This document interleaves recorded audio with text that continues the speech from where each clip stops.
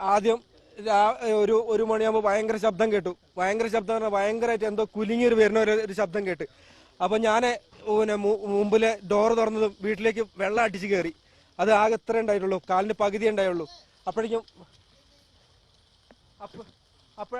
അപ്പോഴേക്കും എന്താ പറയാ, വീട്ടിലെ ഫാമിലി എല്ലാവരും എടുത്ത് ഞാൻ പുറത്തേക്ക് ചാടി വീട്ടിന്റെ മുകളിൽ കയറി. വേറെ എവിടെയും പോകാൻ പറ്റില്ലായിരുന്നു. അപ്പോൾ വേഗം വീട്ടിന്റെ മുകളിൽ കയറിയിട്ട് നിന്നു. അത് കഴിഞ്ഞ് ഞങ്ങൾ പിന്നെ അത് കഴിഞ്ഞ് ഒന്ന് കുറഞ്ഞപ്പോൾ ഞങ്ങൾ താഴേക്ക് ഇറങ്ങിയിട്ട് വീട്ടിൽ നിന്ന് വെള്ളമൊക്കെ ഒന്ന് തേവി.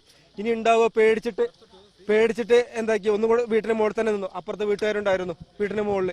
അപ്പോൾ വീട്ടിന്റെ മുകളിൽ തന്നെ നിന്നു. അത് കഴിഞ്ഞ് 4 മണിക്കാണ് ശരിക്കും ഒന്നായിട്ട് വരുന്നത്. മുമ്പത്തെ വീട് എല്ലാം ഞങ്ങളെ മേട്ടിലേക്ക് അടിച്ചു തെറിപ്പിച്ച് വന്നു. എന്നാലും ഞങ്ങൾ വീടിന്റെ മുകളിൽ എന്താ പറയാ തൂണിലും പിടിച്ച് അങ്ങനെ നിന്നു മാത്രമല്ല, ഞങ്ങൾ വീടെല്ലാം തകർന്നു എന്ന് പറഞ്ഞാല് മൊത്തത്തിൽ എന്താ പറയാ ഇടിച്ച് പൊളിഞ്ഞ് ഇറങ്ങി. പക്ഷെ മൊത്തത്തിൽ എന്താ പറയാ നമുക്ക് അത് ഓരോ പീസ് എടുത്ത് മാറ്റി കഴിഞ്ഞാൽ ഞങ്ങൾക്ക് അതിൻ്റെ ഉള്ളിലോട്ട് കയറി പോയിരുന്നു. പക്ഷെ ഞങ്ങൾ പറഞ്ഞു പിന്നെ വന്ന് നമുക്ക് എടുക്കാമെന്ന്. വീടിന്റെ മുകളിൽ കാപ്പിയും മുളകും എല്ലാം ഉണ്ടായിരുന്നു.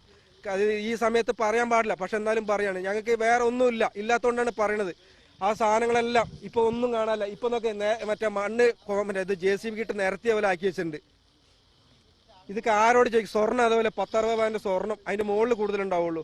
അതുപോലെ 6-7 ലക്ഷം രൂപ ഏലം കൊടുത്ത പൈസ ഉണ്ടായിരുന്നു, അതും ഇവിടെ ഉണ്ടായിരുന്നു. അതൊന്നും കാണാനില്ല. വേറെ നമ്മളെ കുറെ പൈസയും കാര്യങ്ങളൊക്കെ ഉണ്ടായിരുന്നു. നമ്മൾ പിന്നെ എന്താ പറയാ രേഖകളൊന്നുമില്ല. ഇപ്പൊ ഇവിടെ ഒരു എന്താ പറയാ മൊത്തം എന്താ ചെയ്തെന്ന് അറിയാം. ഇപ്പൊ ഇവര് റെസ്ക്യൂ ടീം പറഞ്ഞത് ഇവിടെ ചെയ്ത സമയത്ത് ആർക്കൊക്കെയോ ഇവിടെ അടുത്തുള്ള ആർക്കൊക്കെ കൊടുത്തു എന്ന് പറഞ്ഞത്.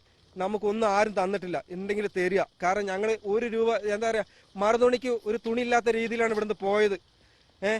എന്താ വെച്ചിട്ടുണ്ടെങ്കിൽ ഞങ്ങൾക്ക് വേറെ ഒന്നും ഇതില്ല.